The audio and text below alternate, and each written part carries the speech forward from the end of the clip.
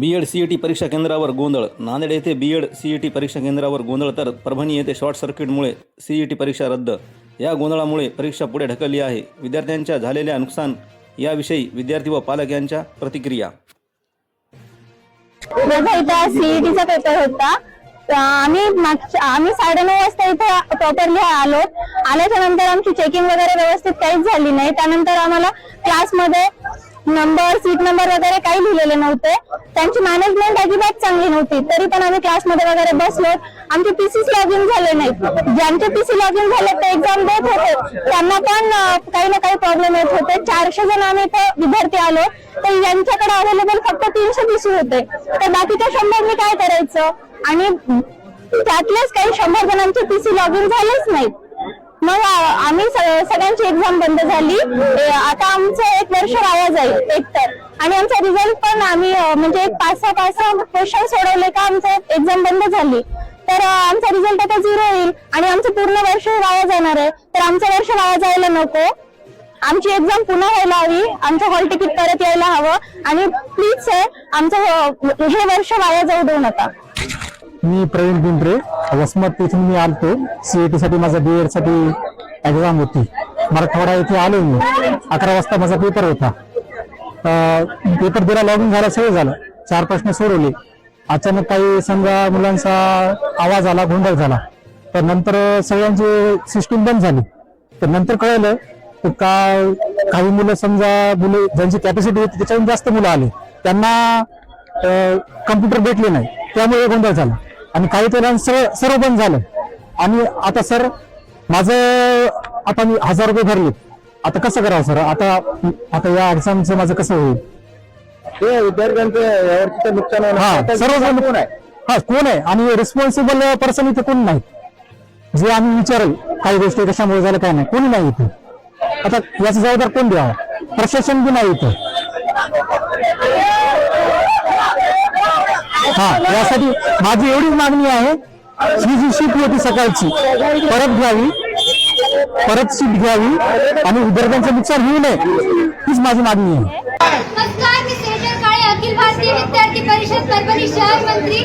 आज येथे MSCET B.Ed याची एक्झाम होती आणि 9:30 वाजता सुरू होणार होती. परंतु येथील तांत्रिक यंत्रणा यांच्या निष्काळजीपणामुळे येथील विद्यार्थ्यांना परीक्षा देण्यात आली नाही. आणि यासाठीच आम्ही अखिल भारतीय विद्यार्थी परिषद या सर्व विद्यार्थ्यांच्या सोबत आहोत. आणि यामुळे आम्ही एक निवेदन दिले आहे. त्यामध्ये 4 मागण्या आम्ही मागितल्या आहेत. विद्यार्थ्यांना तात्काळ पुन्हा परीक्षेची एक तारीख त्यांना देण्यात यावी आणि पुन्हा परीक्षेची संधी त्यांना देण्यात यावी. आणि विद्यार्थ्यांचे नुकसान होणार नाही याची लेखी हमी त्यांनी आम्हाला देण्यात यावी. आणि पुन्हा असे जे केंद्र आहे जिथे निष्काळजीपणा केला जातो, विद्यार्थ्यांकडे दुर्लक्ष केले जाते, त्यांच्या अशा केंद्र ब्लॅकलिस्ट मध्ये करून त्यांना पुन्हा असे केंद्र देण्यात न यावे. अशा समस्यांना घेऊन आम्ही या ठिकाणी केंद्र प्रमुखाला निवेदन देण्यात आलेले आहे. अखिल भारतीय विद्यार्थी परिषद परभणी शहर सहमंत्री.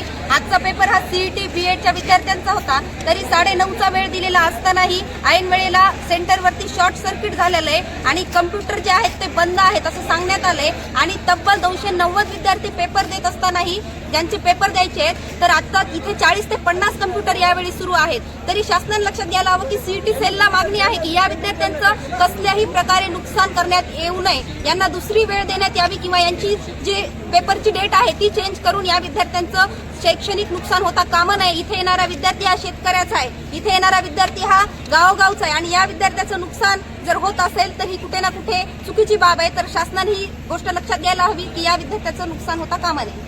MGM सेंटर, या सेंटरमध्ये 290 विद्यार्थ्यांची पेपरची तारीख आजची दिलेली असून ऐन वेळी इथं पाहण्यात येतं की 40 ते 50 कम्प्युटर या ठिकाणी सुरू आहे. मग बाकीच्या कम्प्युटरचं काय? तर 40 ते 50 कम्प्युटरवरती 290 विद्यार्थ्यांनी पेपर द्यायचे का? आणि अशा जर चुका होत असतील तर महाविद्यालयाच्या शासनाच्या या चुका घेऊन विद्यार्थ्यांनी नेमकं जायचं कुठे? परीक्षा ही 9:30 वाजल्यापासून सुरू होणार होती, पण या रिपोर्टिंग 9:30ला करणार होते. पण 9:30 नाही, 11:15 पर्यंत आतापर्यंत त्याने काही नाही. सगळे माणसं जे होते रिपोर्टिंग करणार ते सगळे उठून गेलेले आहेत. कोणाला पत्ता नाही.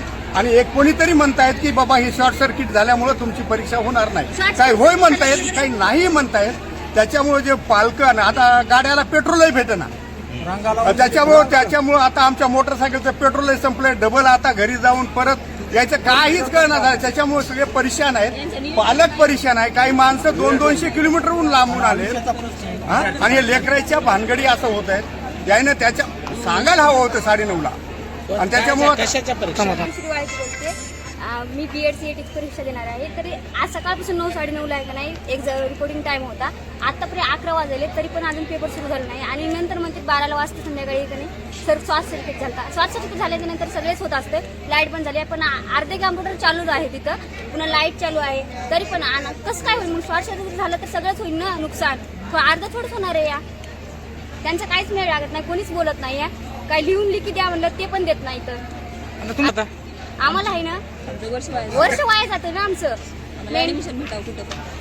तर अजून बीएससीचे पेपर आहेत आमचे, पुन्हा अजून त्याच्यामुळे आम्ही हे करून आलोत. आमचं प्रॅक्टिकल दिलं नाही, आम्ही ते बुडून आलोत. आम्ही तिकडं नुकसान इकडं नुकसान, सगळीकडे नुकसान झाले ना आमचं. प्रत्येक विद्यार्थी झाले 200-300 किलोमीटर लेकर आले तर प्रवास करीत. सकाळ 4 वाजल्यापासून प्रवास आहे त्यांचा.